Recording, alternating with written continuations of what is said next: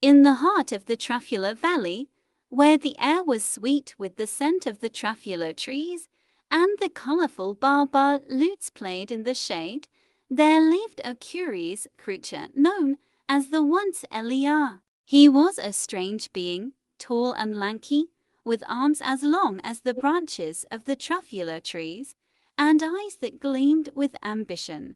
One day, as the Once-ler wandered through the valley, his keen eyes caught sight of the magnificent truffula trees swaying gently in the breeze. Their tufted tops seemed to dance, beckoning him closer.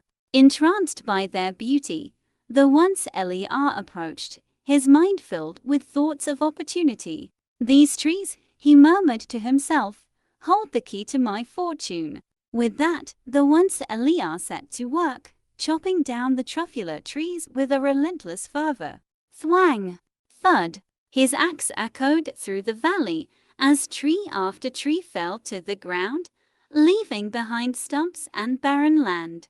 As the Once-ler's enterprise grew, so too did his factory, a sprawling monstrosity that belched smoke into the once pristine air. The Lorax, a creature of the forest with a bushy mustache and a voice like a trumpet, appeared before the Once-ler, his eyes filled with concern. "Sir," he said, his voice booming, "I speak for the trees. You are chopping them down at an alarming rate, and soon there will be none left for the baobab lutes to feast upon."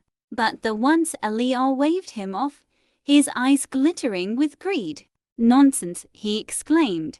"I am creating jobs and wealth for all. What harm could there be in that?" The Lorax sighed, his mustache drooping sadly. He knew that words alone could not sway the Once-ler from his path of destruction.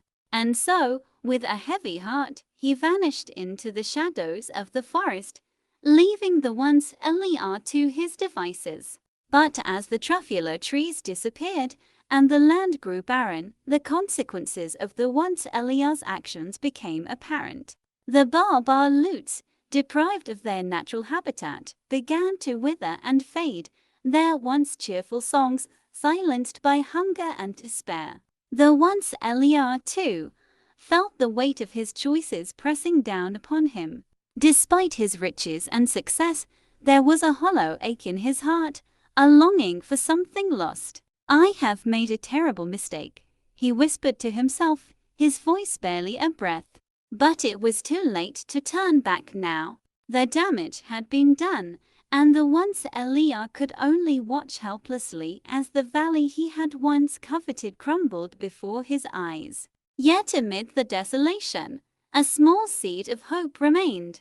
For in the darkest corner of the valley, where the last truffula tree stood tall and proud, a single seed lay nestled in the earth, waiting for its chance to grow. And as the Once-ler gazed upon this tiny seed, a flicker of remorse stirred within him. Perhaps, he thought, it was not too late to make amends, to undo the damage he had wrought upon the land. With newfound determination, the Once-ler set to work, planting the seed in the barren soil and tending to it with care. Day by day, the seedling grew, its leaves unfurling to catch the sunlight streaming through the clouds. And as the truffula tree flourished once more, so too did the valley around it.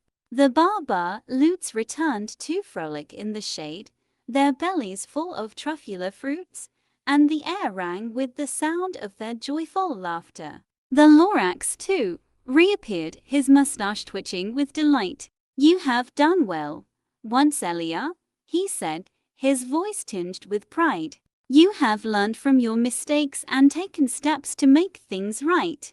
And for that, the trees thank you." And with those words, the Lorax vanished once more, leaving the Once-ler to tend to the valley with a newfound sense of purpose and responsibility. For though the Once-ler's actions had once brought destruction to the land, his redemption lay in the seeds of hope he planted for the future, ensuring that the legacy of the truffula trees would live on for generations to come.